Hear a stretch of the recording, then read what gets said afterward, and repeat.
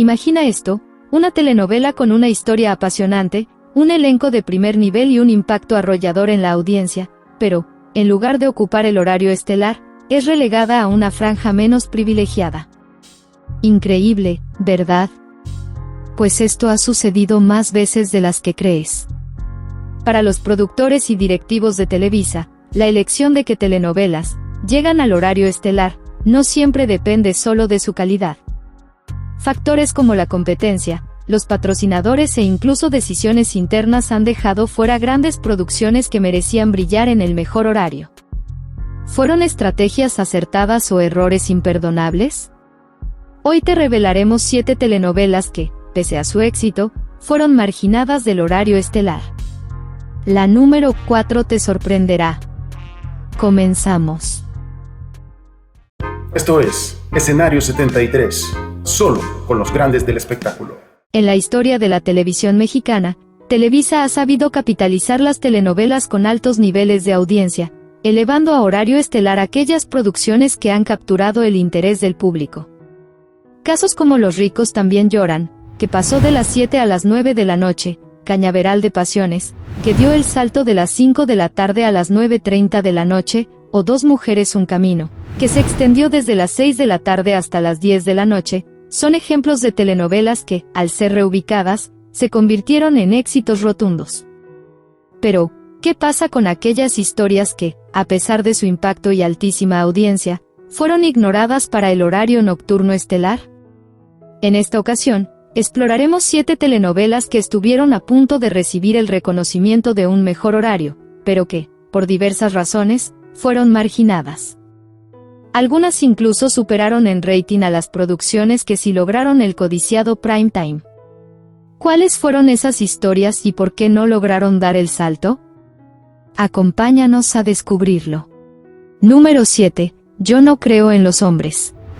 En junio de 1991, Yo no creo en los hombres, protagonizada por Gabriela Roel y Alfredo Adame, se estrenó a las 5 de la tarde por el Canal de las Estrellas, sin imaginar que se convertiría en un fenómeno de audiencia. Su impacto fue tan arrollador que logró superar a las producciones del horario estelar nocturno de aquel momento, Al filo de la muerte y Atrapada, posicionándose como una de las favoritas del público.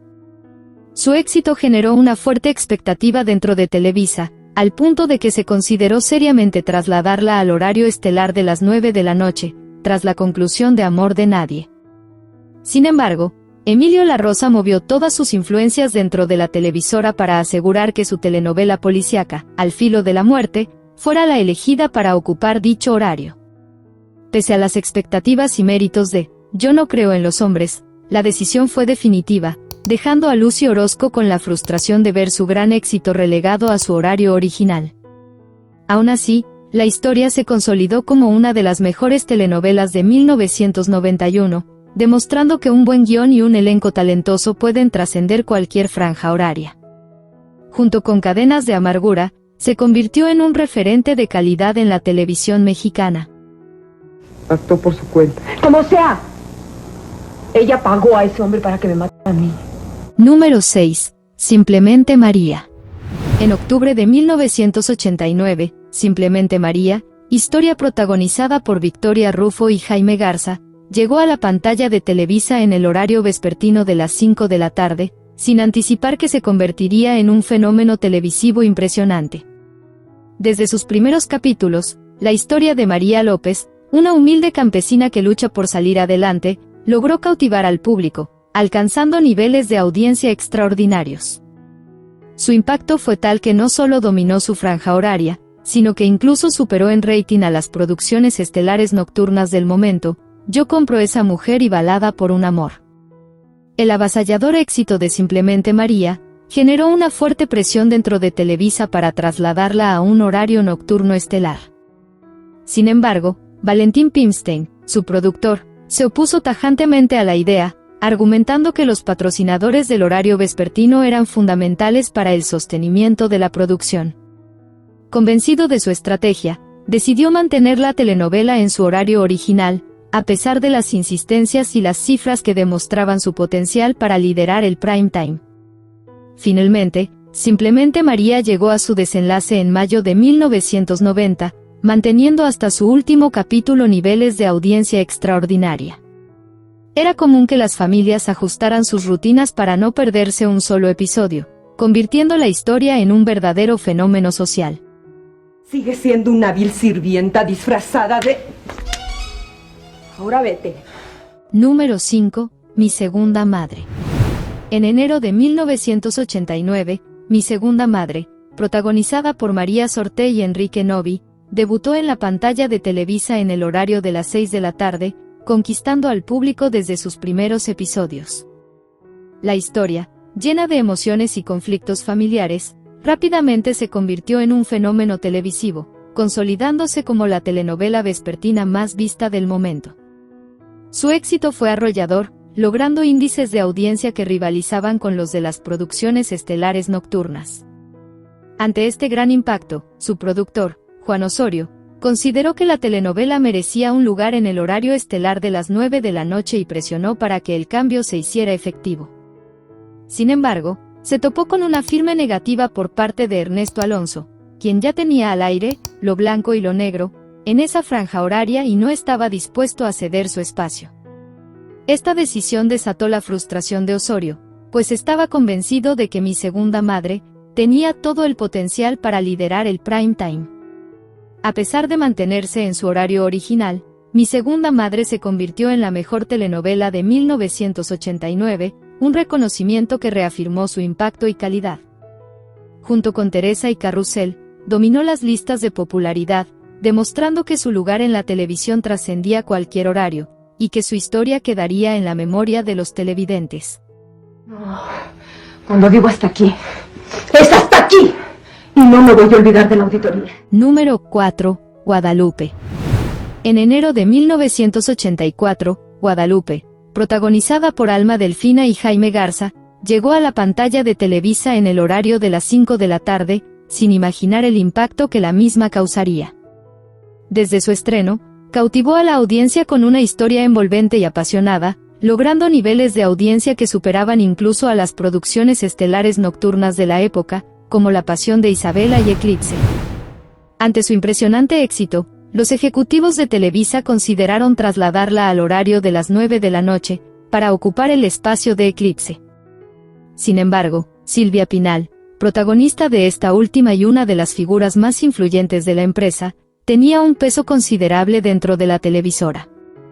Emilio Azcárraga Milmo, consciente de su posición y del riesgo que implicaba desplazar su telenovela, optó por mantener Guadalupe en su horario original, desaprovechando la oportunidad de convertirla en el gran estelar del momento. A pesar de ello, la producción culminó en octubre con índice de audiencia elevado, consolidándose como una de las mejores telenovelas de 1984. Junto con La Traición, La Fiera y Amalia Batista, Guadalupe marcó una época dorada en la televisión mexicana, dejando una huella imborrable en la memoria de los televidentes.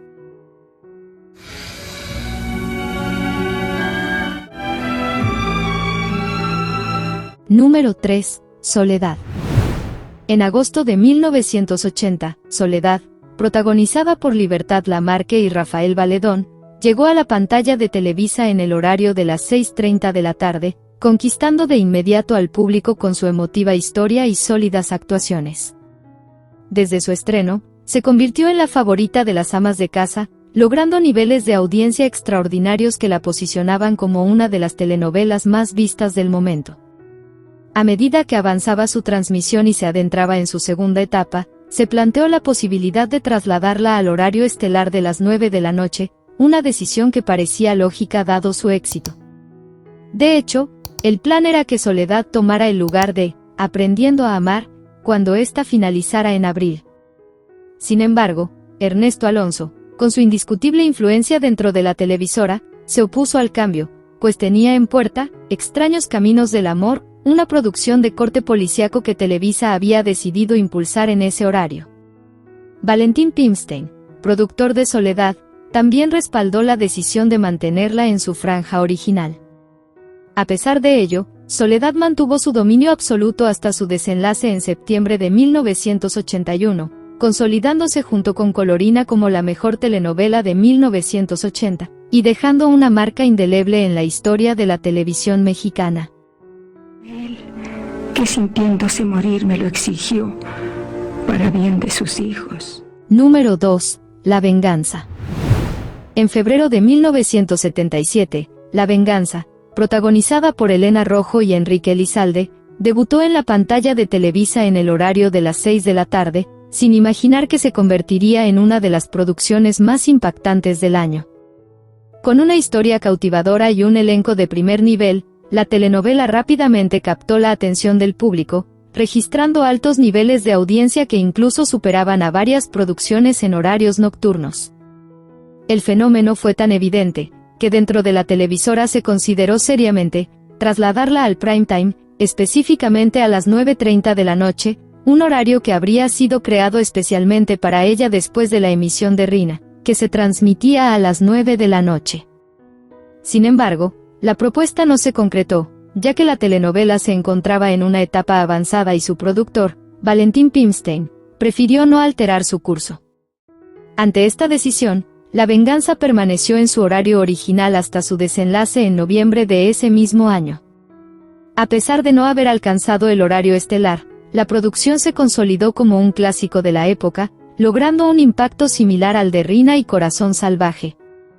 Su historia intensa y su impecable realización la convirtieron en una de las mejores telenovelas de 1977. Si yo fuera gato como tú, ¿sabes lo que haría?